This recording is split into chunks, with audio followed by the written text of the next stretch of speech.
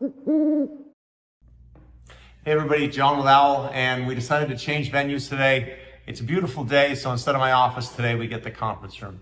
The real reason for this video is to talk about these Rosen Visors. They're one of my favorite products, and I want to take a little time because people go, why the heck does a visor cost $500?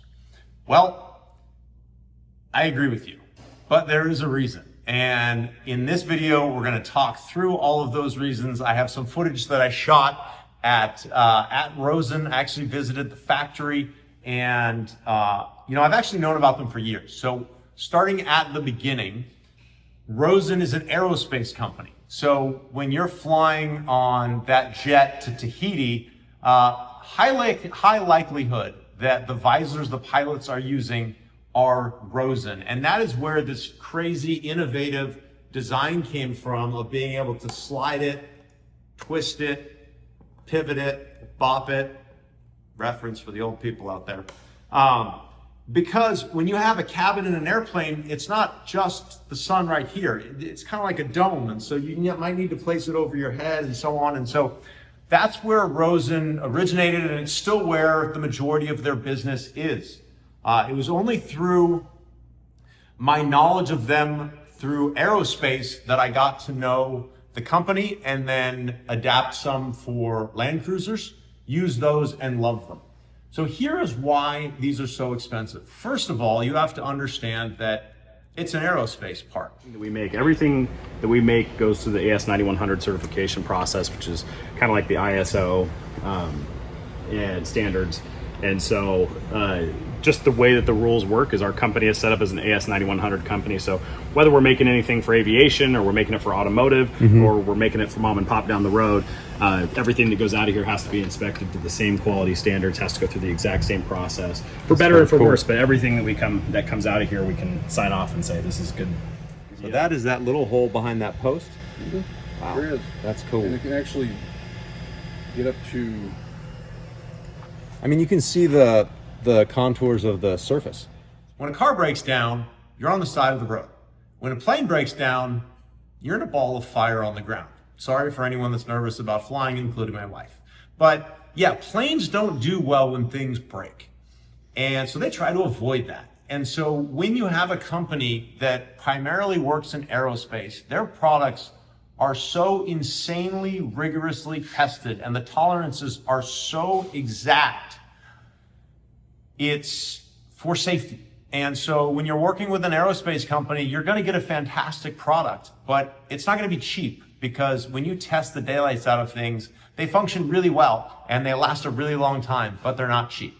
So first and foremost, this is not, as Oldsmobile used to say, this is not your parents' Oldsmobile. This is not a regular sun visor. A regular sun visor is a piece of cheap foam with plastic molded around it and a mirror that your teenager will use to get ready before they post on Instagram. Now this, on the other hand, is actually a useful piece of gear. Now you can see through it. I don't know how well you can see me through it, but trust me, I'll put some photos of some videos.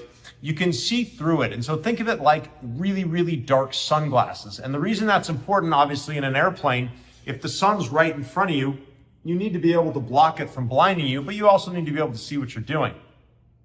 And that happens a lot with road trips and sprinters and grenadiers, where, you're up early and you're hitting the road and the sun's just coming up and it's hitting you at this angle and it's killing you. These actually really came to light on my commute to work, because the sun would hit me dead on the side, but it was really low in the window on the Sprinter. And so I'd have to put this here, and then I would twist this. It's stiff when it's not attached to anything. And then I would slide this down, and then this would actually sit next to me blocking that sun, and it made all the difference in the world. So that's kind of number one, is the fact that they're an aerospace company, and number two is the materials used. Machined billet aluminum is completely different from plastic. So to give you some numbers, I used to work in injection molding. If I were to injection mold this piece out of plastic, you're looking at a mold that's probably 16 to 20K and a part cost of, $1 in small runs, less in larger runs. If you machine this, you're looking at a cost of much, much higher. So if I went to a machine shop and quoted this, it might be 20 bucks. So the fact that this entire system is all billet aluminum, and a lot of people maybe don't know how these adjust. So first of all, I want you to get a look at all of these parts. All of this is billet aluminum. There's in fact no plastic. This is acrylic. Even this bar is machined aluminum. And so no expense is spared when making these visors. They are infinitely adjustable. I mentioned and I showed you, and you can see that when we put them in the vans. But the part that I think a lot of people miss is that they're also able to be adjusted for resistance. So you've got these Allen holes here. You have got one here. And you have got one, where is it? Did I show that one yet? Anyway, there's 3 of them. Trust me, I just found all 3. And what those allow you to do is there are Allen wrenches supplied with the Rosen visor. And so you can take those. What I do is I actually chuck them in my Sprinter. I chuck them in the kind of center console in front of the steering wheel that I always forget about. I put them in there, or I put them somewhere where I know I can get to them back in the van. But for me, I just chuck them in some receptacle up front, because those are actually resistance fittings. So you can see right here that has a gap. And so it's pretty easy to understand that if you have a screw running from the bottom down there all the way up through that as you tighten that screw and close that gap, you're gonna make this hinge have more friction. And so Rosen visors are designed to allow you to adjust the friction to what you want. If you are off-roading, you typically are going to want a stiffer friction. If you are 99% on the road, you can lighten up the ability to move that quickly and not have much friction on it. So I think that's one of the coolest aspects of this visor, is not only that you can adjust it pretty much anywhere, including on a Grenadier above your head, but the fact that everything is aerospace grade, it's all machined for this purpose, and it's self-adjustable.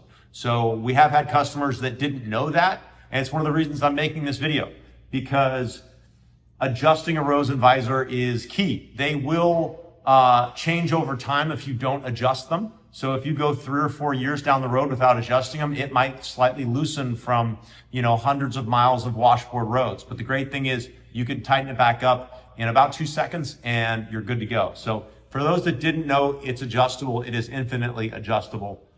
This acrylic is the darkest acrylic that is available, and it works just like sunglasses, where it knocks out that really bright, kind of almost painful aspect of the sun, at the same time allowing you to see through it very clearly and know where you're going. So really nice option for the Sprinter. And I know a lot of people online go like, $500 for a set of visors, that's insane. Well, go look up what a seat in an airplane costs. You will be blown away. So when you use the materials and the quality that aerospace companies use, that is something that I believe in. That is the way Owl believes we should sell the best product, not just a product or the cheapest product. So anyway, I want to do a video to explain to you why Rosen visors are as expensive as they are and why they function so well. And I hope this has been informative. I will have some more information about them in regards to video that I've either already put in this video or I will add after. I don't know.